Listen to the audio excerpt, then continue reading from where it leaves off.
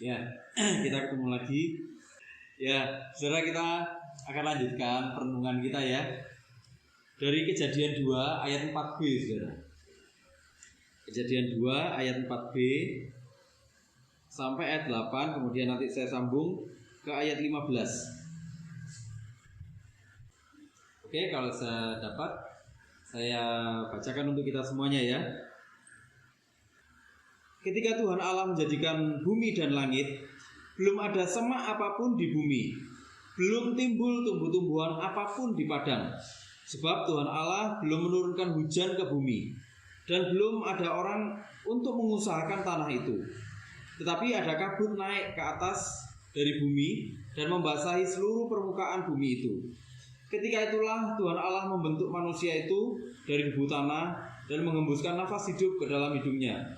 Demikianlah manusia itu menjadi makhluk yang hidup. Selanjutnya Tuhan Allah membuat taman di Eden di sebelah timur. Disitulah ditempatkannya manusia yang dibentuknya itu. Saya lanjut ke ayat 15. Tuhan Allah mengambil manusia itu dan menempatkannya dalam taman Eden untuk mengusahakan dan memelihara taman itu. Jadi saudara, ini kita agak mundur lagi dikit. Ini ceritanya tentang lebih detail penciptaannya manusia, saudara. Kapan hari kita sudah bahas ya tentang penciptaannya manusia, tapi ini kisah ini sebenarnya lebih detail. Kisah ini akan menunjukkan, jadi tanggung jawabnya manusia apa, kemudian perintah Tuhan apa. Kita sudah belajar ya tempo hari tentang harapan Tuhan, harapannya Tuhan sama manusia ini apa aja gitu ya. Terus kita juga sudah belajar bagaimana Tuhan itu ngatur supaya manusia itu bisa beristirahat, supaya manusia itu bisa menikmati hidupnya, supaya manusia itu bisa berbahagia. Nah, hari ini kita akan belajar apa yang jadi tanggung jawabnya manusia. Jadi gak cuma ada harapan, Tuhan ngasih harapan sama manusia di Kejadian 1 ayat 28, saudara ya. Waktu itu kita belajar Allah memberkati mereka, lalu Allah berfirman kepada mereka, beranak cuculah, bertambah banyak, penuhilah bumi dan taklukkanlah itu, berkuasalah atas ikan-ikan dan seterusnya. Itu harapannya Tuhan, itu restunya Tuhan atas manusia ya. Jadi sekarang bukan harapannya aja, tapi ada tanggung jawab juga. Kalau misalnya saudara, kita ini disekolahkan sama orang tua kita gitu ya, disekolahkan, atau kita nyekolahkan anak kita, nak kamu sekolah ya, tak sekolahkan di tempat yang terbaik nak, tempat yang paling cocok buat kamu nak, kamu sekolah. Harapannya papa sama mama itu begini sama kamu sekolah yang baik, kamu bisa belajar yang baik, nanti suatu saat kamu bisa dapat teman-teman di sana, kamu suatu saat bisa berhasil. Kalau kita ngasih tanggung jawab, kalau kita ngasih harapan untuk anak, kita berharap nggak anak itu bertanggung jawab? Kita pasti berharap kan? Kita pasti berharap dia sungguh-sungguh sekolah dengan benar di sana, benar nggak? Nggak bolosan, gitu ya. Kalau kita lihat anak kita ternyata sudah disekolahkan yang baik, saudara ya, terus dia nggak serius, terus dia bolosan kayak gitu, kita emosi nggak, saudara? Jadi orang tua jengkel ya rasanya ya. Apalagi kalau kita sering dipanggil sama gurunya kasus terus, kita kan pasti jengkel kan. Nah itulah Tuhan selain memberikan harapan sama kita, berharap kita begini gitu ya. Tuhan nggak berhenti sampai di situ. Tuhan juga memberikan tanggung jawab. Kalau kita orang tua, nak kamu belajar yang bener loh ya, itu tanggung jawabmu. Selebihnya bayar uang sekolah ya, bayar buku dan sebagainya, itu tanggung jawabnya papa sama mama.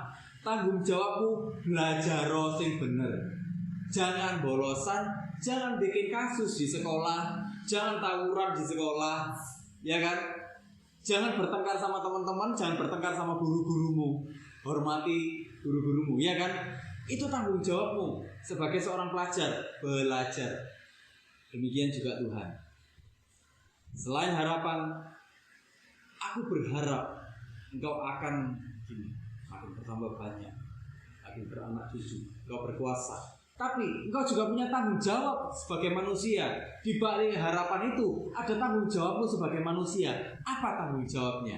Nah, itu kita akan belajar sama-sama, saudara. Jadi manusia itu diciptakan di dunia itu nggak cuman istilahnya tuh gelendang gitu, diberi harapan, diberi berkat, tapi nggak diberi tanggung jawab. Kalau ada harapan, nggak ada tanggung jawabnya, manusia nanti jadi liar, saudara. Iya kan? Coba kalau anak gitu ya, kalau kita punya anak ini, saudara, pokoknya disekolahkan aja. Kita nggak ngomong sama dia tanggung jawabmu belajar. Kita nggak ngomong soal harapan kita nggak ngomong soal tanggung jawabnya dia sebagai seorang pelajar. Apa yang akan terjadi, saudara? Dia di sekolah kira-kira ngapain? Cuma main, bener nggak? Ngabiskan uang jajan, ya kan? Bolos. Terus apa lagi di sekolah? Rokokan, ya kan? Anak-anak kan kadang gitu kan, kena pergaulan yang nggak karu-karuan itu, rokokan, berkelahi, ya kan? Terus apa lagi? Macam-macam kan? Anak jadi aneh-aneh, jadi liar. Demikian juga manusia kalau nggak dikasih tanggung jawab, nggak tahu tanggung jawabnya, liar. Inilah tanggung jawabnya. Waktu manusia belum diciptakan, tumbuhan sudah ada. Tapi yang berbiji, yang berbuah itu masih belum muncul, saudara. Jadi itu kayak mungkin tanaman-tanaman perintis saja yang ada. Jadi semacam mungkin pakis-pakis kayak gitu ya, atau lumut-lumut itu ada. Tapi tanaman-tanaman yang menghasilkan buah dan tanaman yang menghasilkan biji-bijian yang itu harus disemai, yang itu harus dirawat, yang harus itu dipotongi kayak gitu, itu belum ada. Ya, belum muncul waktu itu. Kenapa? Firman Tuhan bilang karena belum ada yang merawat, gitu loh. Karena belum ada yang merawat. Nah, jadi tanaman-tanaman itu memang disediakan untuk manusia supaya apa? Manusia bisa hidup. Kalau manusia ini hidup, saudara, manusia bisa mengelola bumi dengan baik. Manusia bisa memenuhi harapan Tuhan. Ya. Jadi itu maksudnya Tuhan. Jadi kalau kita bayang-bayangkan lagi ya, Tuhan itu menciptakan segala sesuatunya untuk kepentingannya manusia. Itu luar biasa ya. Saudara, kalau manusia ini mengelola tanaman buah-buahan itu, terus buah-buahannya tumbuh, dia makan. Tuhan makan nggak buahnya, saudara? Tuhan makan buah-buahnya itu nggak? Apa Tuhan minta buahnya? Ayo buahnya kasihkan sama aku. Ada nggak Tuhan minta buah-buahnya? Ayo buahnya kasihkan sama aku. Nggak ada ya. Bayangkan, ini Tuhan nunggu manusia supaya ini muncul. Ini bukan buah Tuhan loh, saudara. Tanamannya nggak dimakan Tuhan loh, buah-buahnya nggak dimakan sama Tuhan. Yang makan siapa? Manusia. Manusia disuruh tanggung jawab untuk apa? Sesuatu yang berhubungan dengan hidupnya. Ya, kalau kita bayangkan, saudara pernah nonton film-film nggak yang ada dewa-dewa, yang kayak gitu-gitu, yang dewa-dewa kuno, yang kayak gitu-gitu, pernah nggak? Ya, itu ya, dewa-dewanya itu minta buah-buahan, minta hasil bumi, bener nggak? Nanti kalau nggak dikasih, itu dikutuk, saudara. Dewanya marah, tanahnya nggak subur lagi, katanya gitu, ya kan? Ya kayak gitu-gitu. Jadi manusia ini mati-matian mengelola itu. Kenapa? Karena dia harus ngasih upeti sama dewa-dewa. Tapi Tuhan kita nggak kayak gitu, saudara. Tuhan kita nggak minta buah-buahnya. Ayo mana buahnya? Bawa sini. Kamu tuh dimakan sendiri, aku nggak dikasih. Nggak gitu Tuhan kita tuh.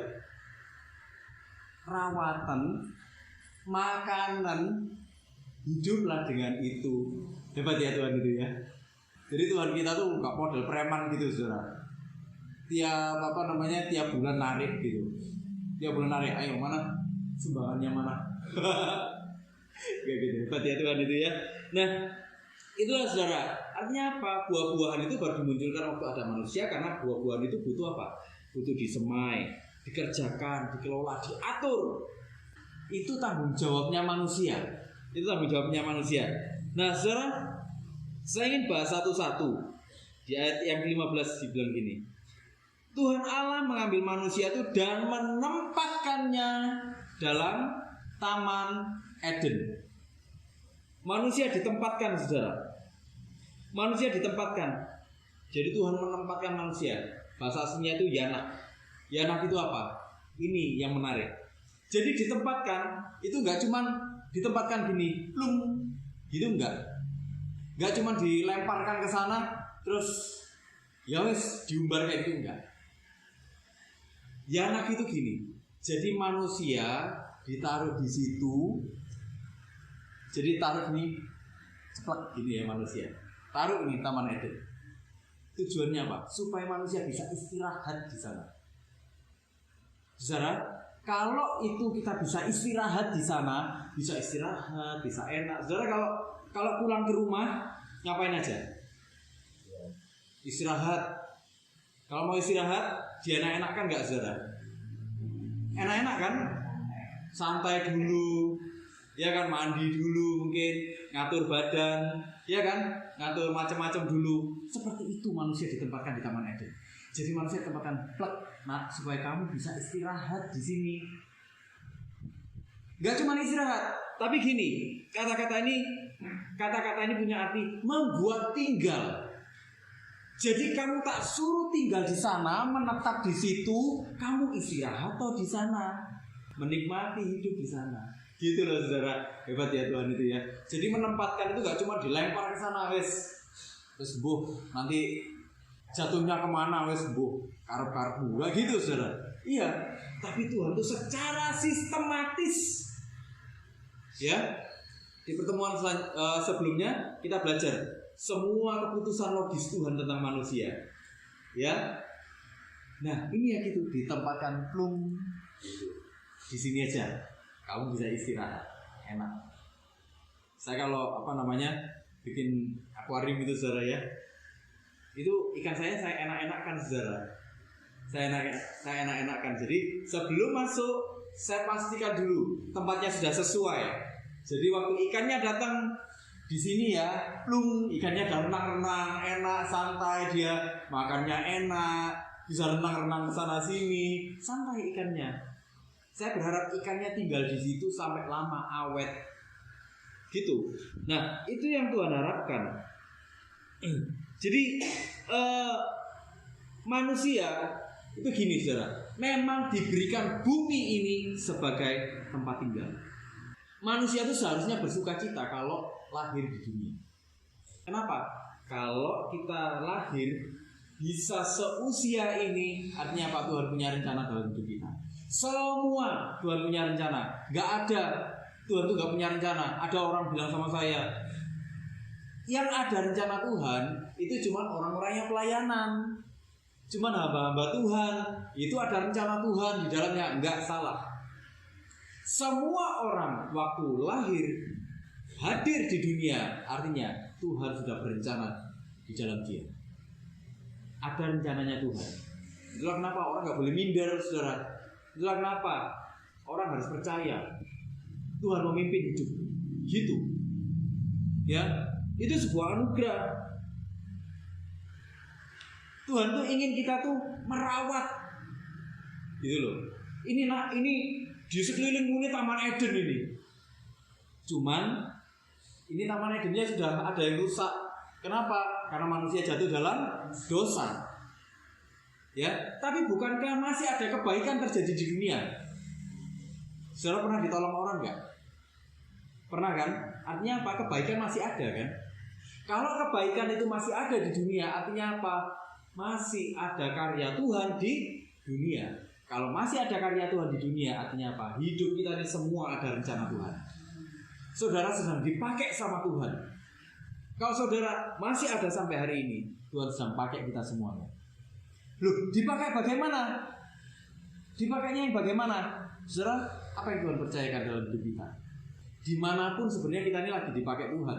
Entah itu di pekerjaan, entah itu di keluarga, bahkan kita dalam pertemanan kita, dimanapun kita sebenarnya sedang dipakai sama Tuhan. Itulah kenapa kita harus bersyukur kalau kita lahir di dunia. Kenapa? Karena kita merasakan kita ini dipakai sama Tuhan. Karena kita merasakan kita ini ternyata berarti loh. Kita ini dipandang Tuhan loh saudara. Orang kalau dipakai sama Tuhan itu dilihat sama Tuhan enggak? Dilihat, dipandang Tuhan. Jadi jangan cuma berpikir gini, cuma pendeta yang dipakai sama Tuhan. No, tidak saudara. Kita semuanya dipakai sama Tuhan itu. Ya saudara ya. Bahkan gini, saudara, secara ekstrim saya ingin ngomong gini. Saudara, kita ini kan ditempatkan di bumi ini. Inilah Taman Eden. Kita harus rawat, saudara. Bahkan waktu kita nggak buang sampah sembarangan, itu kita tuh sedang melayani Tuhan. Ya, itu apa? Itulah yang saya bilang itu tanggung jawab ekologi, tanggung jawab lingkungan. Waktu kita melakukan itu, kita nggak buang sampah sembarangan, misalnya. Sebenarnya kita ini sedang bertanggung jawab di hadapan Tuhan. Tuhan, aku mau mengelola bumi ini. Tuhan, aku mau mengelola sekeliling bumi ini supaya ada kebaikan terjadi, supaya ada kebaikan dirasakan oleh banyak orang di sekeliling gitu. Saudara, saya pernah lihat ada satu daerah ya. Itu sungainya itu saudara, itu sungainya. Itu jangankan bungkus saudara. Kasur dibuang di sana saudara. Sofa-sofa dibuang di sana. Bayangkan itu kalau waktunya musim panas saudara, waktunya musim panas ya, itu airnya tuh wah itu sudah stop. Terus tikus-tikus jalan di atas sungai kayak gitu, baunya minta ampun. Itu kira-kira bikin penyakit ya? Kalau bikin penyakit itu kira-kira mendatangkan kebaikan enggak? Enggak kan? Bikin orang sakit kan? Itu jadi berkat enggak saudara? Enggak jadi berkat. Itulah kenapa saudara, Tuhan itu sebenarnya pakai kita semua pakai dalam hal-hal yang paling kecil yang kita bisa lakukan. Itu loh saudara. Ya, saya bahkan menemukan ada orang-orang yang melayani di desa-desa menumbuhkan pohon-pohon saudara. Menumbuhkan pohon-pohon. Kenapa? Supaya pohon-pohon ini bisa dikonsumsi oleh masyarakat di sekelilingnya. Itu juga pelayanan. Ya saudara. Nah, saudara, ketidaksempurnaan ini kan memang sudah ketidaksempurnaan di dunia ini. Dunia ini nggak sempurna ya saudara ya. Buktinya apa? Kadang-kadang ada bencana, ya. Kadang-kadang ada banjir, ya kan? Itulah bukti bahwa dunia sudah nggak sempurna. Tapi itu bukan berarti kita terus berdiam diri, berleha-leha. Ya saudara ya. Justru kita harus makin memahami maksud Allah bagi bumi ini apa.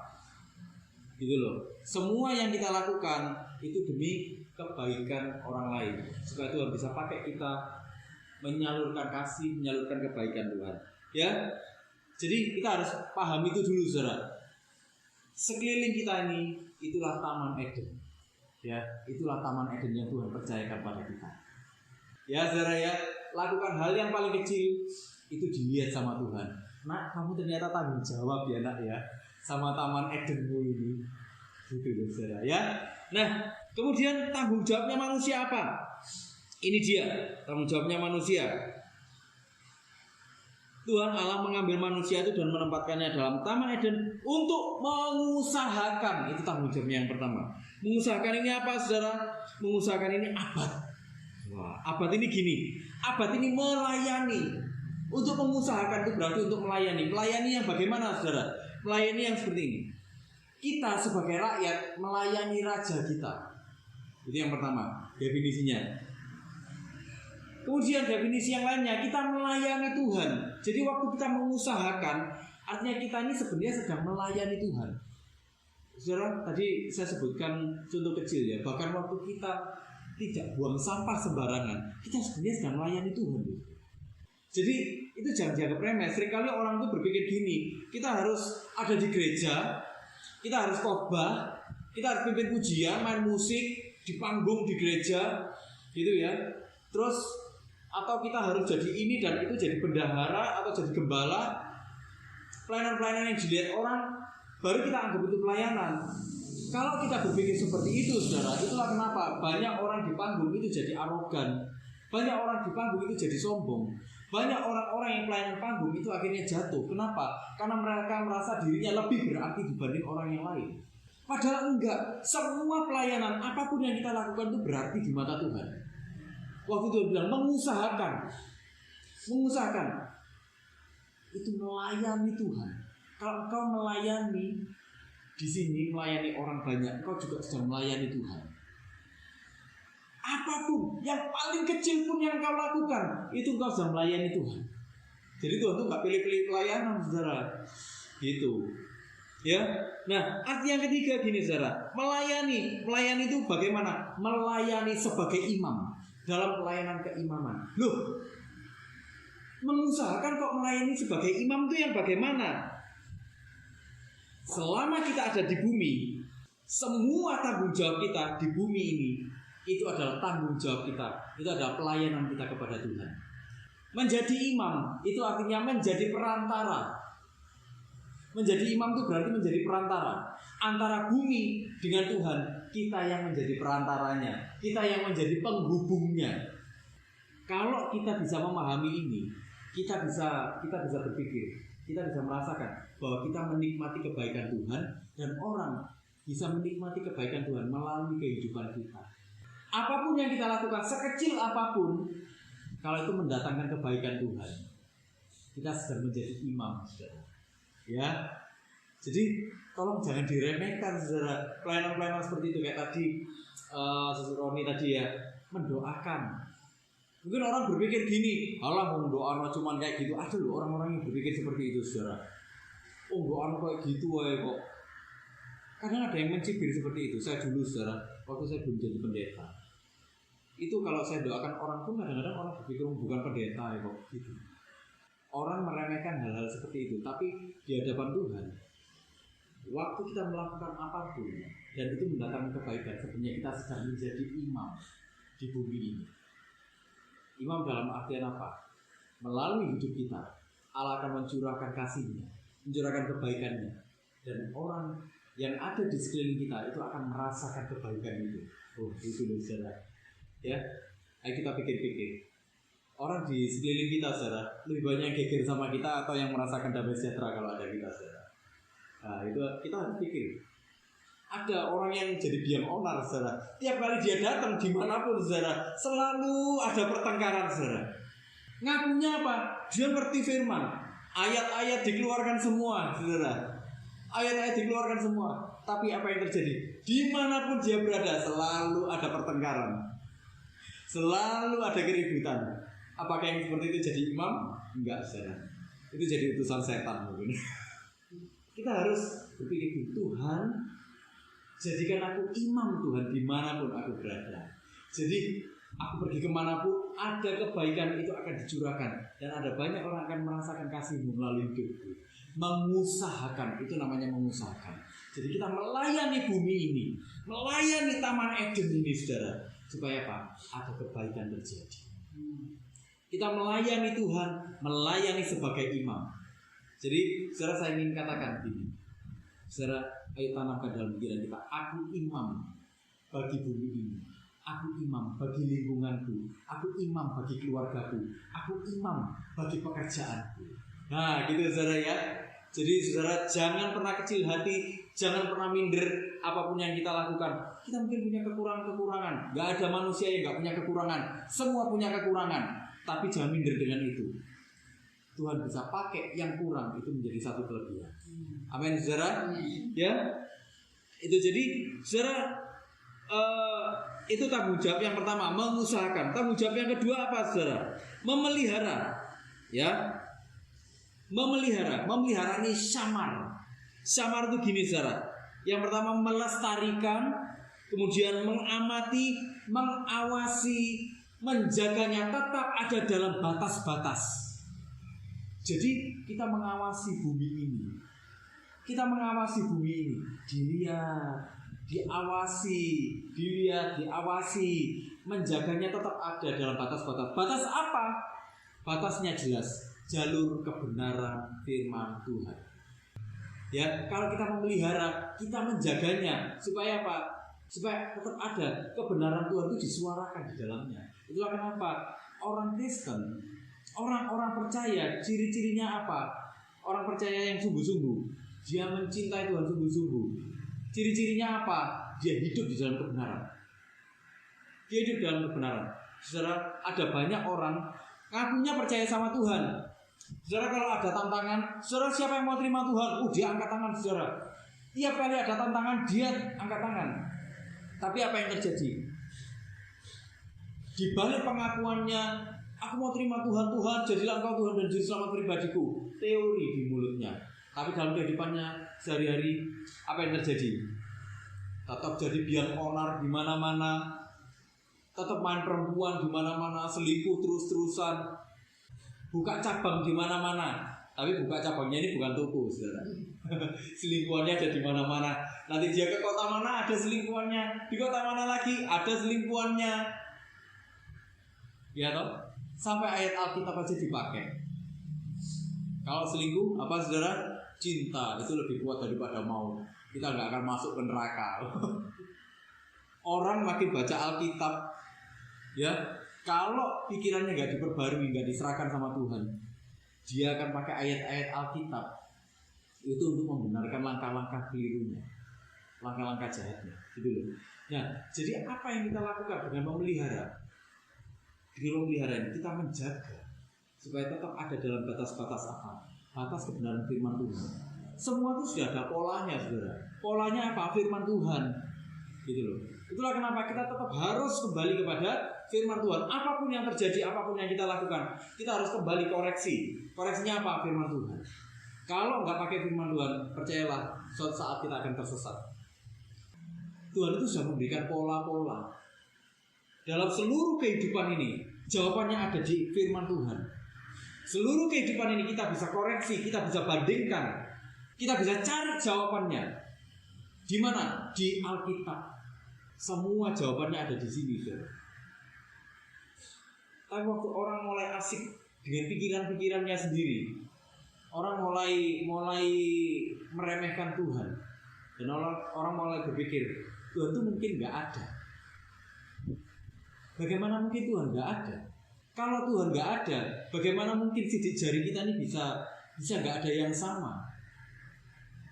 Dalam kasus kita miliaran penduduknya, saudara. Di dunia ini nggak cuma ratusan juta, tapi miliaran penduduknya dan nggak ada sidik jari yang sama. Bagaimana mungkin itu bisa terjadi? Kita kalau beli barang aja, saudara ya, kita beli baju ini loh, limited edition pun itu selalu ada kembarannya, ya. Kalau kita beli jam tangan limited edition, edisi terbatas, cuman ada 500 di dunia, masih ada 500 loh. Kalau sidik jari ada 500 yang sama, saudara? Gak ada kan? Bayangkan kalau sidik jari ini ada 500 kembarannya di dunia, saudara.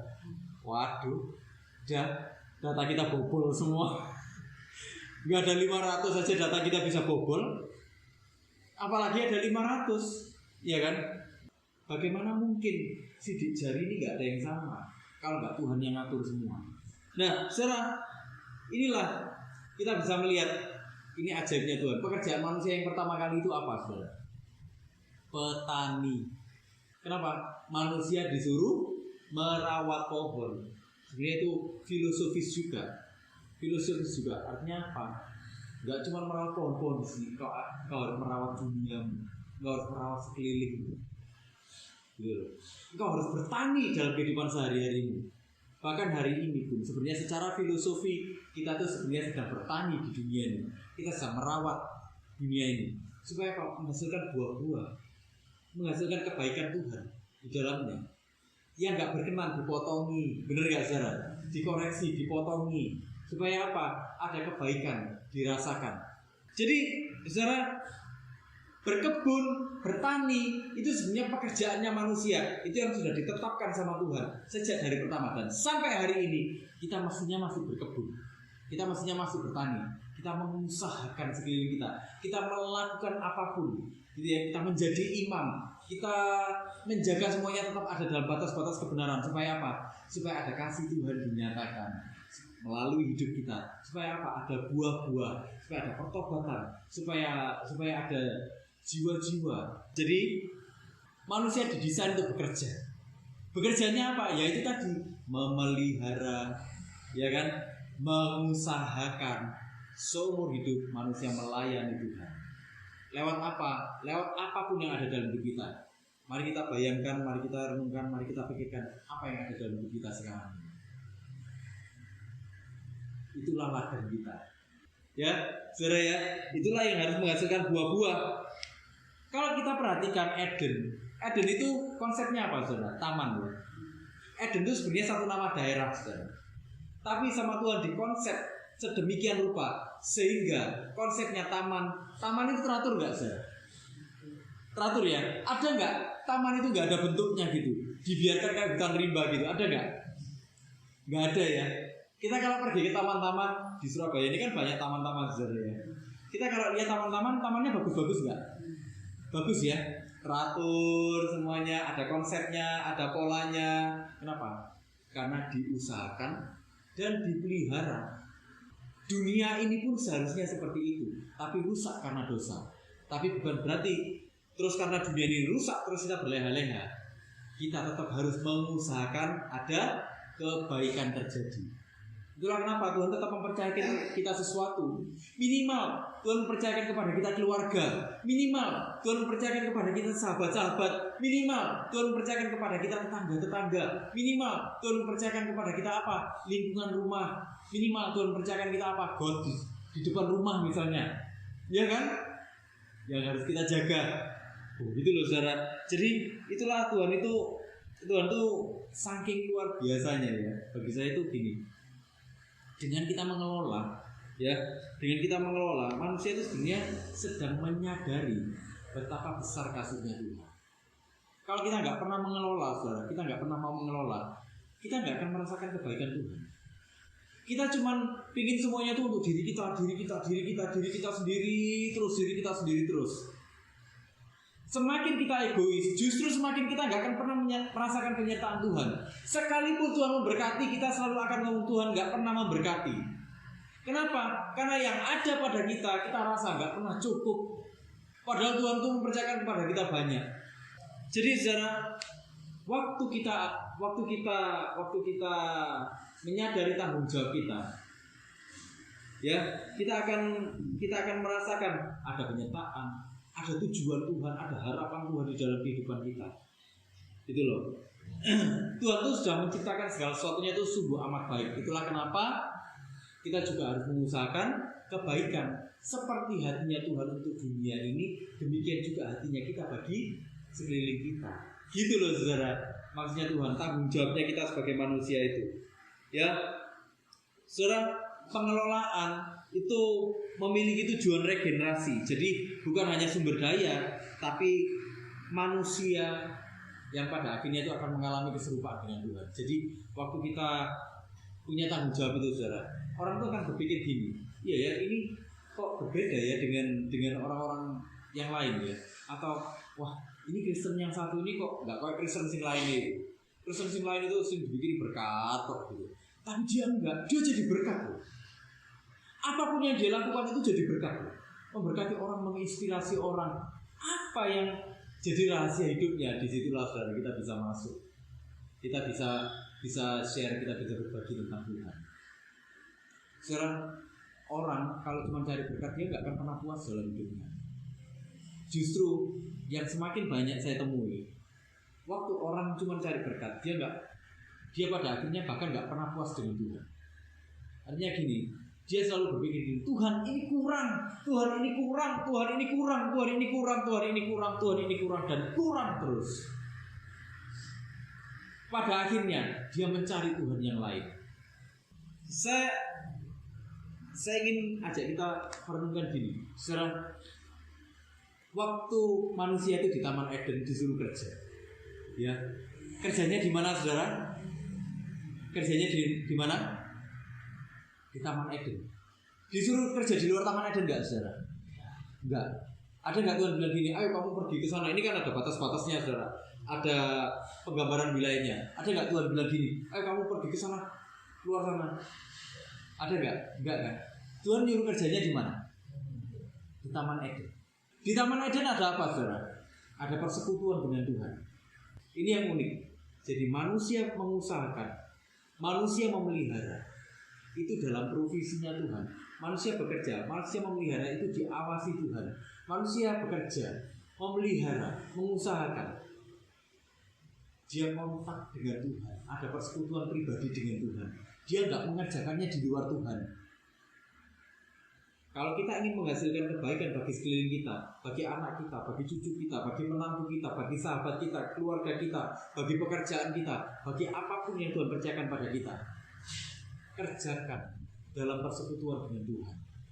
Kalau kita ingin jadi berkat buat taman Eden kita ini, kerjakan dalam persekutuan dengan Tuhan. Di situ kita akan benar-benar jadi berkat. Saya ingin tekankan hari ini, apapun yang terjadi dalam hidup kita, apapun pelayanan kita, apapun yang ada dalam hidup kita, engkau imam di hadapan Tuhan. Apapun yang ada dalam hidup kita, Tuhan menginginkan kita jadi saluran berkat, membawa kebaikan untuk diri kita. Amin, saudara. Mari kita sama-sama berdoa. Jangan kasih sayangmu memberi